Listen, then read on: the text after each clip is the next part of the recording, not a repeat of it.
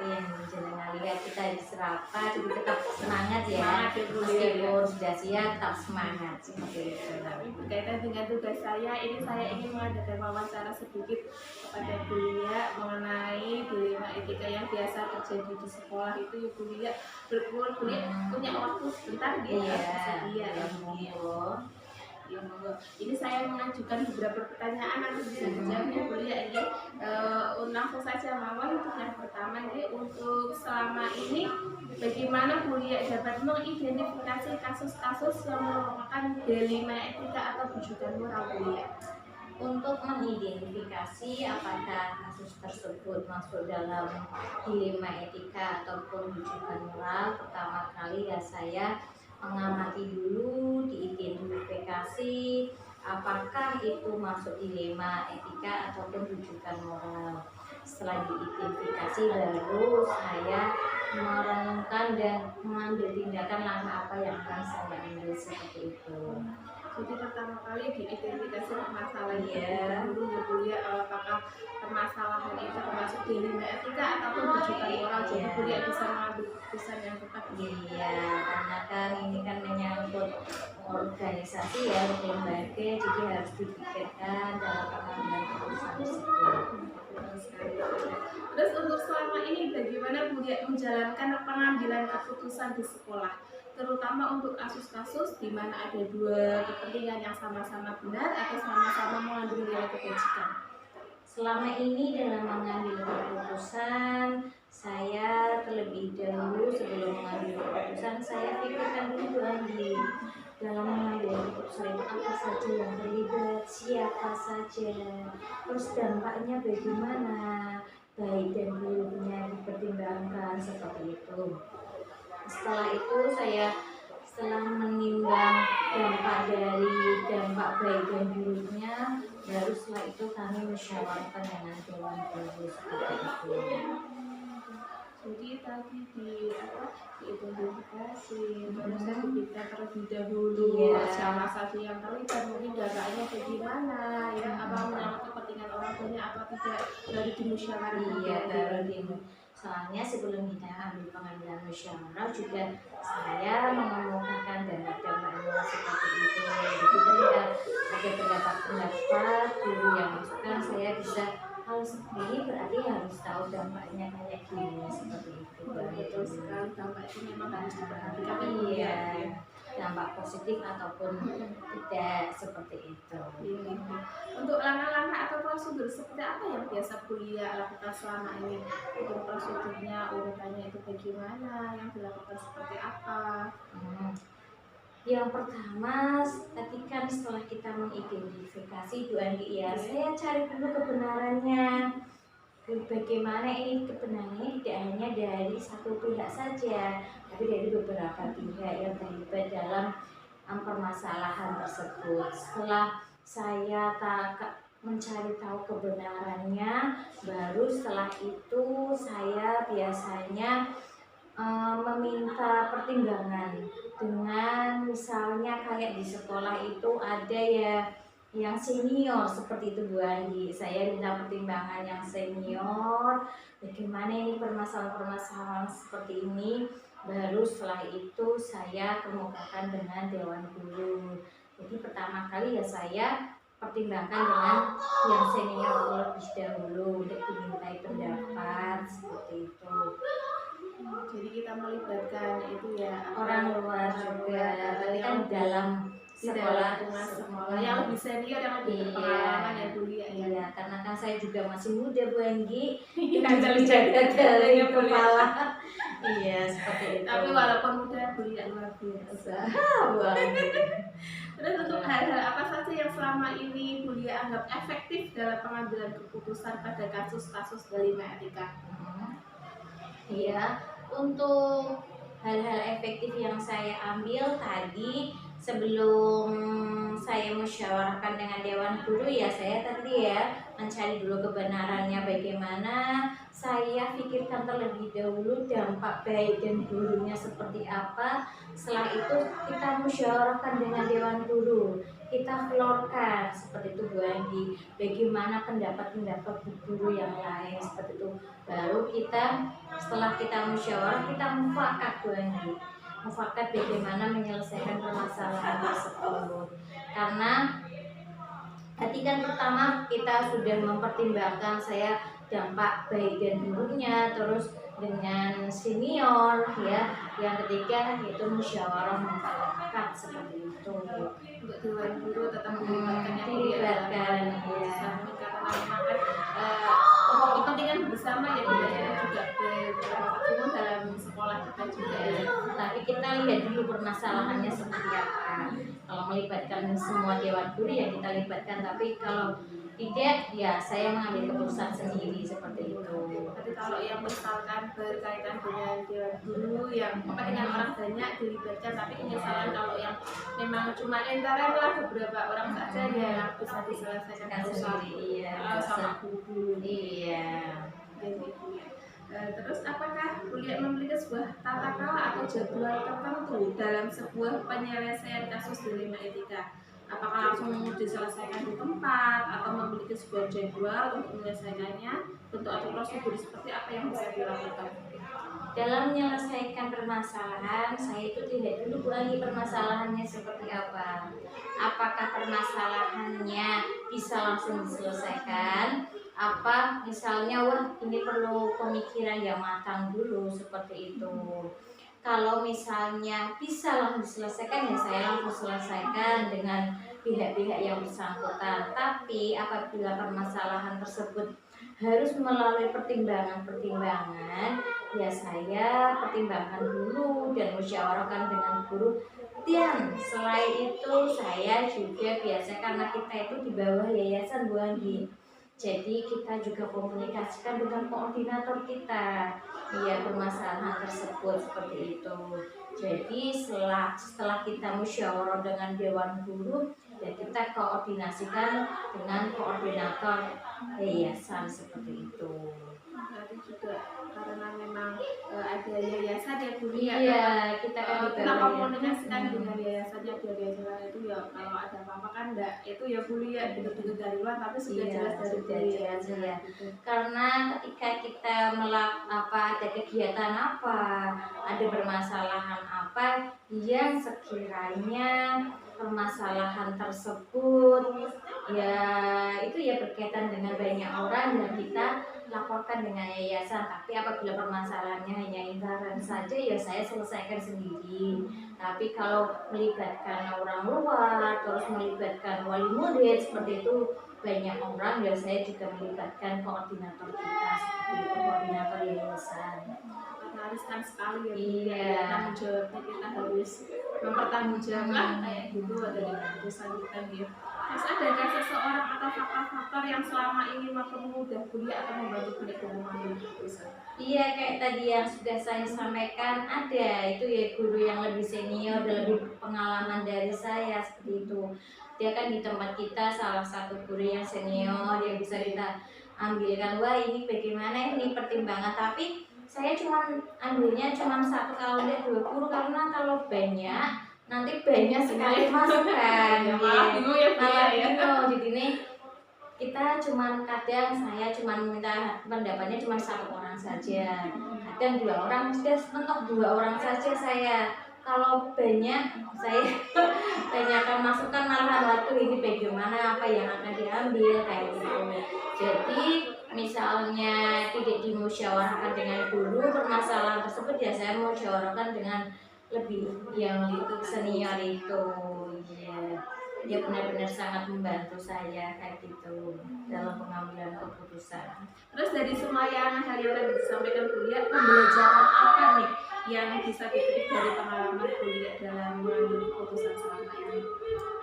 Nah, pembelajarannya yang pertama dalam pengambilan keputusan itu kita tidak boleh gegabah dan langsung, terus kita benar-benar pertimbangkan baik buruknya dampaknya bukan hanya dari satu pihak tapi beberapa pihak Bu Andi, karena kita tidak bisa bekerja sendiri karena kan kita kan bekerja dengan melibatkan semua orang juga, kita kan termasuk lembaga seperti itu, jadi harus dipertimbangkan dulu dampaknya, terusan bagaimana reaksi sekitarnya, bagaimana seperti itu Bu Andi.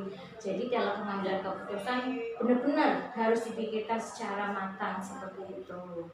Dan ya selanjutnya kita karena di bawah yayasan juga harus laporan dengan koordinator ya, karena kan semuanya kan kita harus semuanya lapor dengan yayasan seperti itu Bu Jadi Andi. tidak sembarangan ambil aja, maksudnya yang gampang yang mudah kayak gitu diambil langsung keputusan, harus dipikirkan terlebih dahulu. Iya, karena kan hal sekecil apapun di lembaga kita di bawah naungan yayasan harus dilaporkan ke koordinator. Ya, dari masalah sepele pulang gasik Bu Andi, ya kita juga harus laporan. Tidak bisa, tidak bisa saya langsung Pak hari ini pulang cepat ya, nggak bisa seperti itu. Saya harus meminta persetujuan dulu dengan koordinator yayasan, apakah yayasan mengizinkan atau tidak.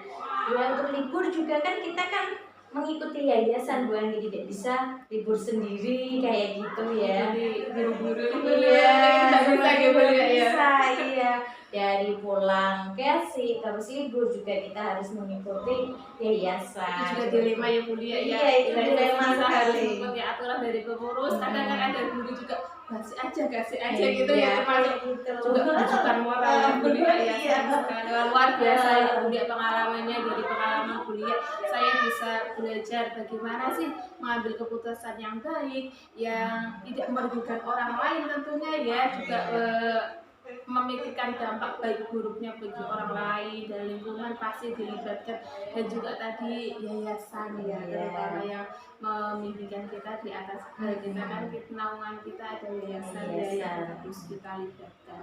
Terima kasih sekali kuliah atas ilmunya, ngajarkan secara kuali segala sama kuliah, matur nuwun sangat kuliah. Terima kasih ya kuliah, semoga sehat selalu kuliah. Iya, terima kasih Bu Andi, sama-sama, semoga dilancarkan ya dalam menyelesaikan CGP ini. Guru Bongkarai, terima kasih. Waalaikumsalam. Selamat sore Bu Mas Ate. Sore juga. Apa kabarnya? Alhamdulillah sehat. Ini terkait saya ini mau menyelesaikan tugas saya di Jalan Negara ini Pak, mengenai tentang dilema etika dan pelanggaran keputusan. Saya ingin bertanya-tanya sama Mas Ate sebagai kepala sekolah di TK dan kenangan gitu. Ini tentang pengalamannya tentang pengambilan keputusan yang sudah biasa diambil di sekolahnya. Tentunya pasti kan banyak dilema yang terjadi di Bu Atun ya. Kira-kira Bu Atun punya waktu dari kalau saya tanya-tanya? Insya Allah siap. Siap. Terima kasih. Sebetulnya nanti saya akan tanya sedikit tentang pengalamannya ya Bu Atun, ya kita berbagi pengalaman. Saya mulai nih Bu Atun ya. Selama ini bagaimana Bu Atun dapat mengidentifikasi kasus-kasus yang merupakan dilema etika atau rujukan moral? Terkait tadi dengan dilema etika, kalau kaitannya dengan pengambilan keputusan, ya saya mengambil keputusan tergantung dari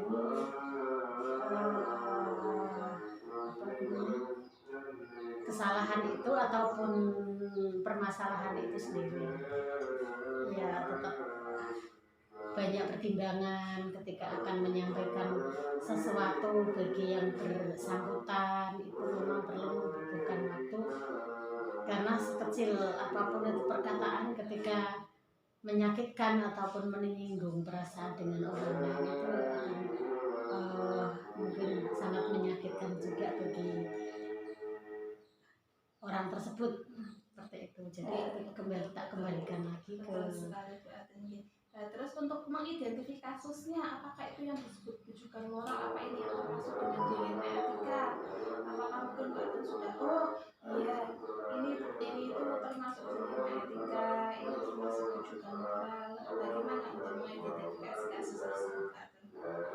Kalau untuk identifikasinya belum sampai ke paling ya kalau permasalahan seperti ini harus bagaimana saya memutuskannya. Kalau mengidentifikasinya yang itu kaitannya moral dan itu sih belum pernah sejauh ke situ ya. Oh, gitu. Ya, tapi pasti sering sekali terjadi pada umumnya saja begitu. begitu. Tapi kalau mengidentifikasi yang ke lebih itu sih belum. Gitu. Nah, terus untuk selama ini bagaimana Bu Aten menjalankan pengambilan keputusan di sekolah Anda, terutama untuk kasus-kasus di mana ada dua kepentingan yang sama benar atau sama-sama mengandung nilai kebajikan? Pasti kan ada sesuatu hal yang ini kok bingung itu loh, biasanya ada suatu peristiwa di mana terjadi dilema, bagaimana Bu Aten mengambil keputusannya? Kalau saya mengambil keputusan tetap melihat dari kepentingan itu, apakah itu kepentingan dari diri saya pribadi atau kepentingan menyangkut banyak orang.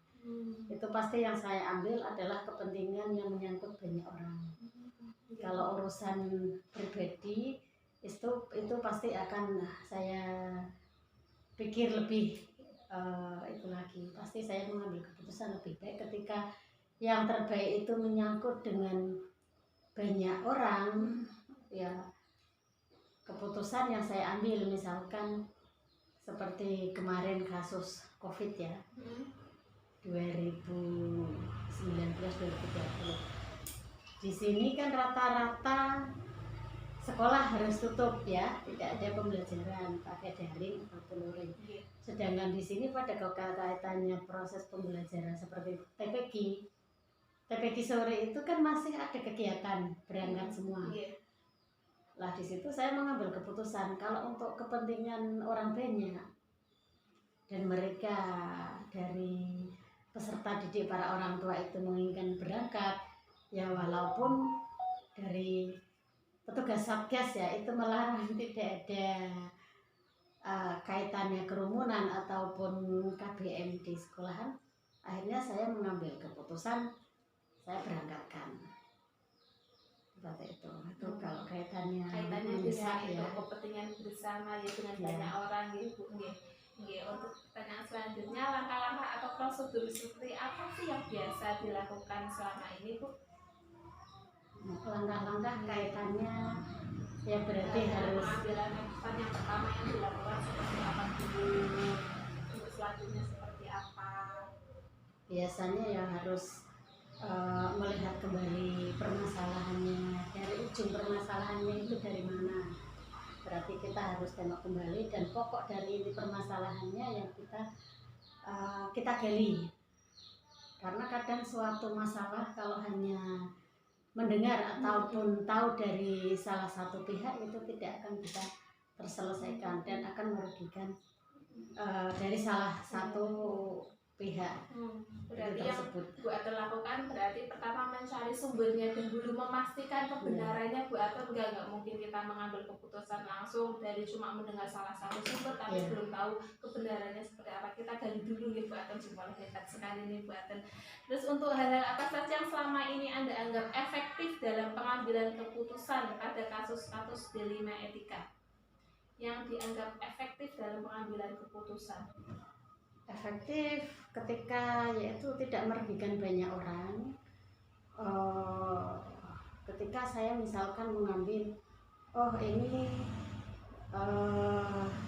saya beri sanksi ataupun pilihan ya untuk resign ataupun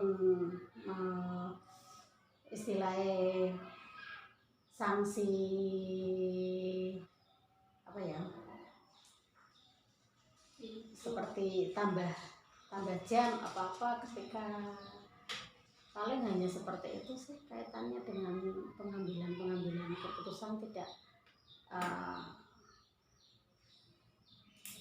maksudnya belum pernah, masih tetap saya toleransi ketika itu belum terlalu satu mungkin membahayakan orang lain ataupun merugikan ya diri kita, ataupun yang penting tidak merugikan ya masih tetap saya beri toleransi, hanya sekedar sanksi ataupun denda seperti itu ya kaitannya tidak merugikan orang lain gitu, masih bisa ditoleransi ya. Ya, untuk hal-hal apa saja selama ini merupakan tantangan dalam mengambil keputusan pada kasus-kasus ini. Nah, biasanya ada banyak tantangan juga di sana sini dan pasti ya mau ambil ini tapi kok bingung, ada pengaruh-pengaruh apa dari luar kayak gitu mungkin. Kalau tantangan itu pasti ada. Suatu masalah itu pasti ada tantangannya. Contoh seperti kemarin itu ya kasus itu ada misal dari lain lembaga itu kan istilahnya karena kita jalan sendiri memberangkatkan anak akhirnya kan dilaporkan ke dinas dan saya juga didatangi dari pengawas. Itu adalah berarti tidak mengikuti aturan yang ada. Ya seperti itu. Ya saya harus pada prinsipnya, bahkan kemarin itu sampai ada proses pencabutan izin. Katanya kalau memang masih tetap ngeyel memberangkatkan, izin mau dicabut. Tapi ya saya hanya bisa berkata ya kalau monggo itu adalah sudah menjadi keputusan dan memang sanksinya seperti itu, ya apa boleh yang bisa saya perbuat, hanya pasrah misalkan kalau kaitannya dengan seperti itu ya. Tapi kalau ketika saya bisa masih mempertahankan, oke, ketika di masyarakat ini tidak ada kerumunan, tidak ada kegiatan lain, saya juga siap mengikuti aturan yang sama seperti itu. Berarti masih kaitannya dengan kaitan lingkungan ya, lingkungan setempat wilayah ini. Terus apakah jenengan memiliki sebuah tata kala atau jadwal tertentu dalam sebuah penyelesaian kasus dilema etika? Apakah langsung menyelesaikannya di tempat pas ada peristiwa kejadian langsung tak selesaikan kayak gitu, atau punya jadwal nanti aja kayak gini prosedurnya, mungkin sebuah jadwal untuk menyelesaikannya besok atau prosedur seperti apa yang mungkin Anda jalankan? Tergantung dari permasalahannya. Ketika permasalahan itu bisa diselesaikan pada saat itu dan tidak melibatkan banyak orang, yang pada saat itu juga mungkin pada saat itu juga tetap saya ada pengambilan keputusan, tapi ya tidak pada saat itu, biasanya tetap ada bahan pemikiran dan pertimbangan lainnya. Tetap dipertimbangkan ya. Dulu butuh proses untuk menganalisis ini gimana ya. Terus untuk adakah seseorang atau faktor-faktor yang selama ini mempermudah ibu atau membantu ibu dalam pengambilan keputusan dalam kasus-kasus ini? Ketika mungkin ada seseorang atau faktor mungkin dari mana kayak gitu yang mungkin membuat ibu dalam mengambil keputusan itu lebih gampang, lebih mudah. Ya tetap ya, namanya segala sesuatu itu karena belum tentu dari pemikiran saya itu benar ya. Saya tetap ketika kaitannya dengan sekolahan, saya masih ada kepengurusan, ya berarti saya harus melaporkan dan mengkomunikasikannya, istilahnya mengkomunikasikan ke jenjang ya yang lebih di atasnya, karena tetap segala sesuatu itu kan harus ada koordinasi, kecuali itu memang kaitannya dengan di saya pribadi ya. Tapi tetap saya masih itu nggak tahu suami saya atau dari pengurus ini, pokoknya terkaitan dengan hal-hal itu permasalahannya apa dulu. Ketika harus mengaitkan kepada pengurus ya saya harus berkoordinasi dengan pengurus. Ketika hal itu pribadi yang saya bisa keluhkan kepada suami, ya mungkin suami yang saya minta pendapat. Ketika kaitannya dengan para pendidik ataupun guru lain ya akan saya konfirmasikan dan saya koordinasikan ke rekannya ataupun ke temannya, atau mungkin yang bisa saya percaya untuk bisa saya minta pendapatnya seperti itu. Berarti dalam koordinasi misalkan kasusnya dengan guru ya kita cari tahu dengan pendapat dari rekan guru yang lain bagaimana, atau mungkin juga Bu Aton sama suami juga kadang bertukar pendapat nih Bu. Kalau sekolah misalkan ya Bu Aton berkoordinasi tetap dengan yayasan yang lebih tinggi yang mungkin bisa memberikan masukan kayak gitu ya Bu Aton. Terus untuk yang terakhir Bu Atun, dari semua hal yang telah disampaikan, pembelajaran apa yang mungkin dapat dipetik dari pengalaman mengambil keputusan dilema etika? Dari semua dilema-dilema yang pernah Bu Atun alami di sekolah dengan permasalahan yang ada, mungkin ada pembelajaran yang mungkin sangat Bu Atun mungkin ingat-ingat itu kita harus gimana kayak gitu mungkin. Ya begitu, pembelajaran sebenarnya sih banyak sekali. Ketika saya mengambil keputusan toleransi, ya karena kita juga sama-sama manusia kan memberi, tapi ternyata yang diberi toleransi itu kadang mengabaikannya, akhirnya yaitu menjadi suatu bahan apa ya, pemikiran ataupun tindak lanjut ketika saya akan mengambil keputusan seperti itu, karena kita sudah punya pengalaman dari permasalahan yang sebelumnya. Jadi lebih ke itu ketegasan mungkin ya, karena mungkin kemarin itu masih kita ambil Saling menolak toleransi terhadap akhirnya ya seperti lebih, memang kita harus lebih tegas lagi ketika memberikan, pada prinsipnya seperti itu. Ketika kita lemah sering memberikan toleransi dan ternyata karena masing-masing berbeda, orang itu berbeda. Nah begitu, berdasarkan dari pengalaman saya, akhirnya saya menjadi lebih keras lagi ya, ataupun istilahnya ya lebih hati-hati dalam mengambil keputusan seperti itu. Ini luar biasa sekali pengalamannya Bu Atun. Saya sudah jadi sedikit bertukar informasi pengalaman Bu Atun selama menjadi kepala sekolah di sini, sudah menemukan banyak kasus. Alhamdulillah, terima kasih sekali. Saya juga berterima kasih tadi Bu Atun sudah menjelaskan panjang lebar tentang pengalamannya. Alhamdulillah, ini saya sedikit tercerahkan juga atas pengalaman Bu Atun. Sekali lagi saya ucapkan terima kasih ya Bu Atun sudah berbagi pengalaman kepada saya. Ya, terima kasih ya Bu Atun, semoga sehat selalu. Assalamualaikum warahmatullahi wabarakatuh. Waalaikumsalam warahmatullahi wabarakatuh.